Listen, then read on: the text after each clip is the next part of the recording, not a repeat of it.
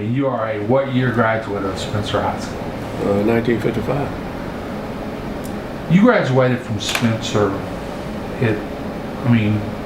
full segregation. Yeah. What were the opportunities, educational opportunities for you coming out of Spencer?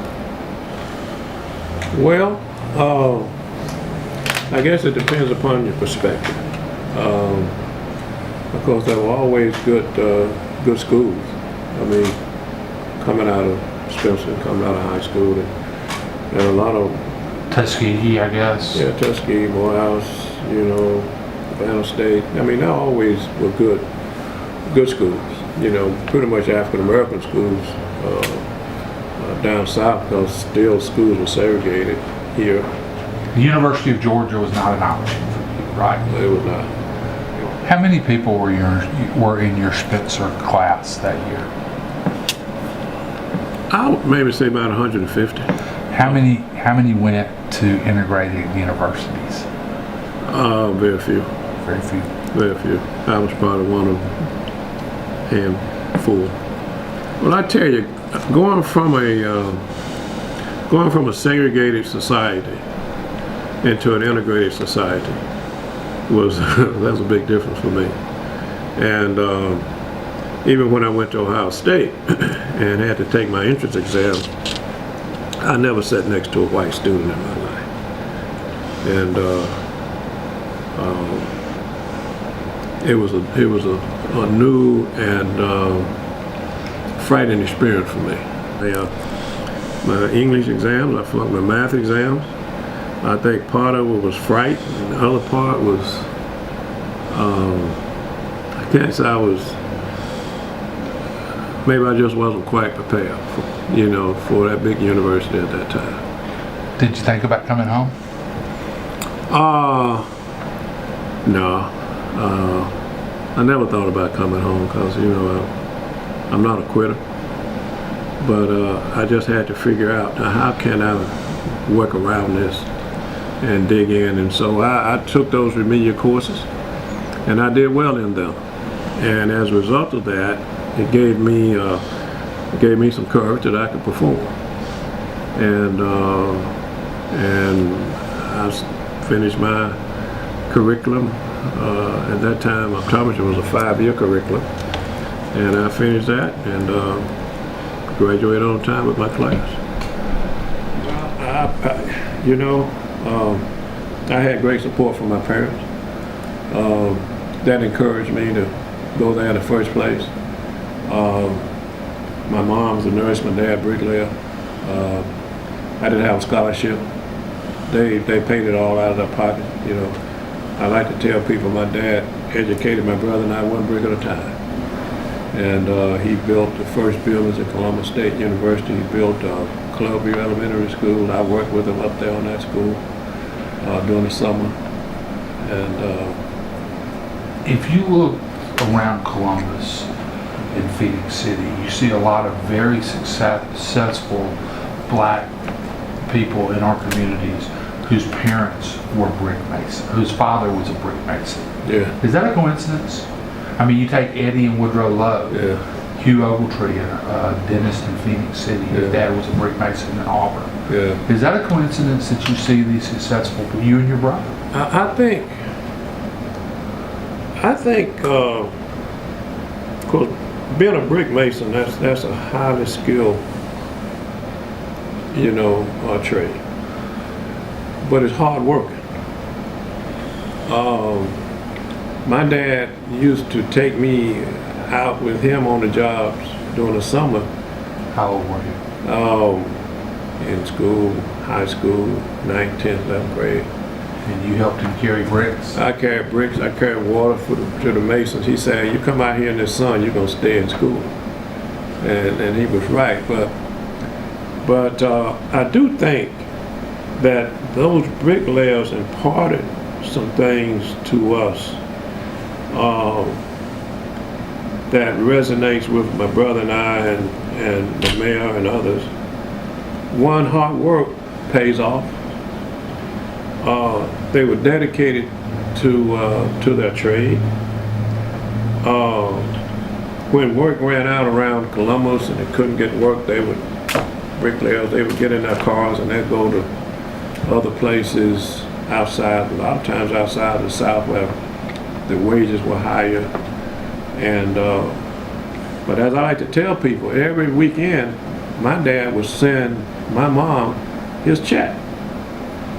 And that had a profound effect upon me and my brother because, and I'm sure the mayor and others too, because it shows responsibility and commitment to family. So you ran for city council what year?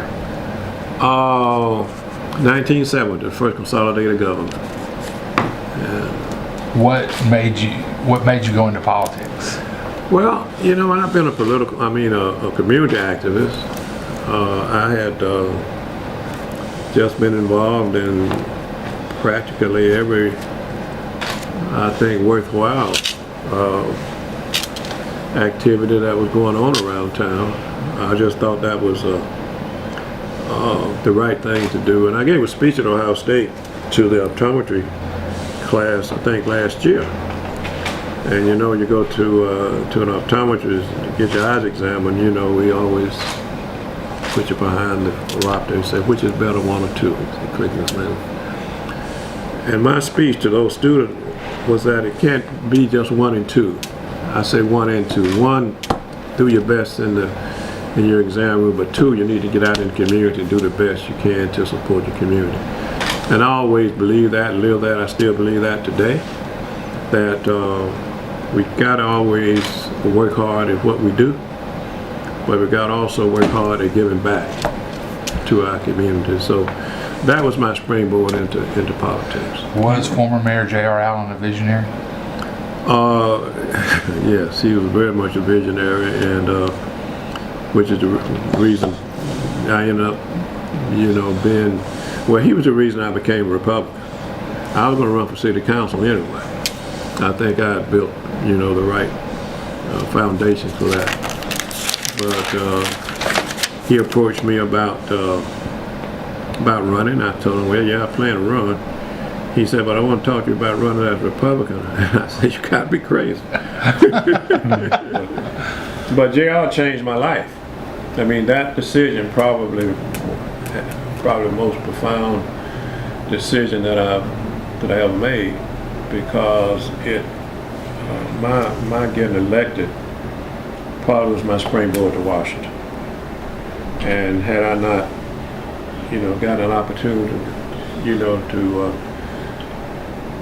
to go to Washington as a consultant to Chairman Brock, who was chairman of the party at the time, and being able to interact with the political players up there, it would have made a huge difference in my life. I ended up, going to work in the Reagan administration.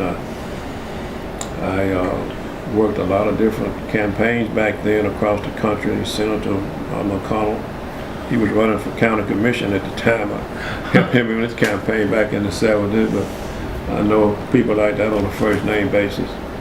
How would Columbus be different today if J.R. Allen had not died in that plane crash?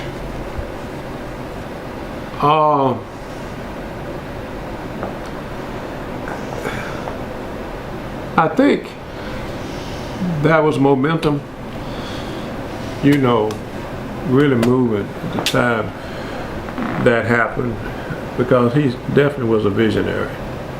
He was up in Rome talking about the vision of consolidation when he lost his life. And he was all over the state doing the same thing. Do you remember where you were when they told you? Yeah,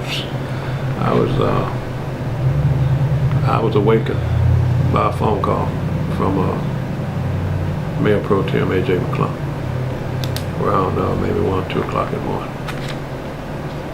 I was asleep. I mean, it had to be, it just had to be almost devastating. Yeah, it was,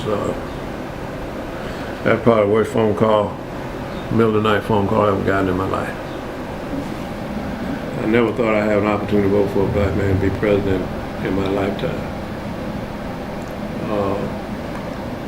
And I think he's, now whether or not I agree with it philosophically, totally with it,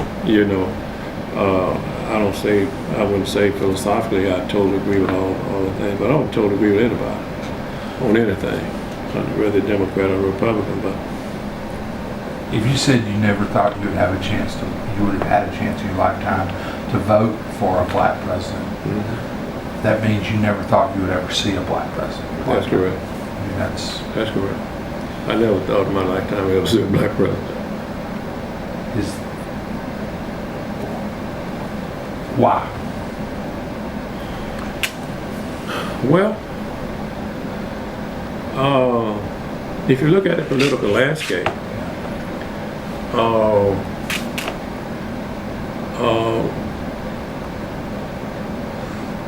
the moon and sun and stars have to set in the same plane, and I think it did for him. On the other hand, I think Colin Powell could have perhaps been our first black president had he chosen to run. And of course, he's also a Republican, but he has respect of a lot of people across a lot of party lines. Do you know General Powell? I do. Not well, but I do know him. Talk about, you're in a unique position to understand it. Talk about the politics of race. Well,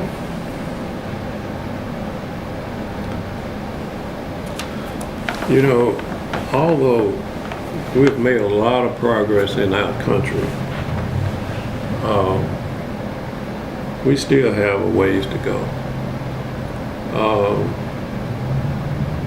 Sometimes we still see things as black and white, and in many cases they are black and white.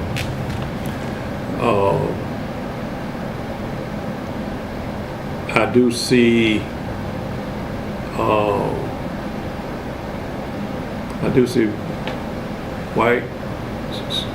white people voting for black candidates. I see black folks voting for white candidates. Sometimes I see white voters voting for black candidates over white candidates, and I see black voters voting for white candidates over black candidates. So I mean, I think it's getting more now where people are looking at issues and addressing the bedrock of politics. What have you done for me? What are you going to do for me, and what have you done for me lately? And what are those issues that are going to be important to me as a voter and as a citizen? You were the product of a two-parent home where you were pushed heavily by both parents and grandparents. Has the lack of that been one of the environmental causes of the issue? Well, it could be in some instances, but I know a lot of kids that have gone on to do great things that came from single-parent households.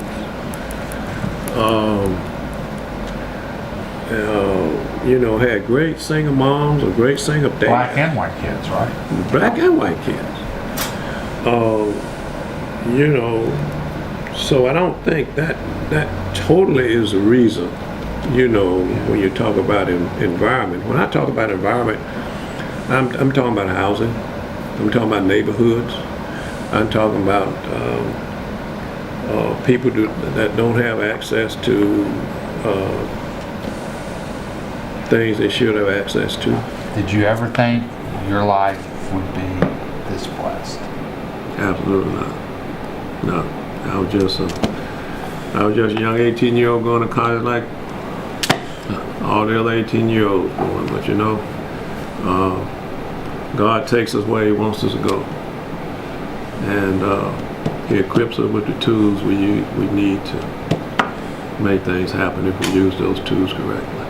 What tools did you get? Well, first of all, I got good encouragement from my parents. Support system. Support system was very important to me. Support system from friends, other people that in the community, people in Ohio State and classes and all, you know, you form a bond. But I never in my wildest dream would think that I would have been blessed the way I've been blessed. And the only way, and being blessed, you got to bless others. And the only way you can do that is by continuing to give back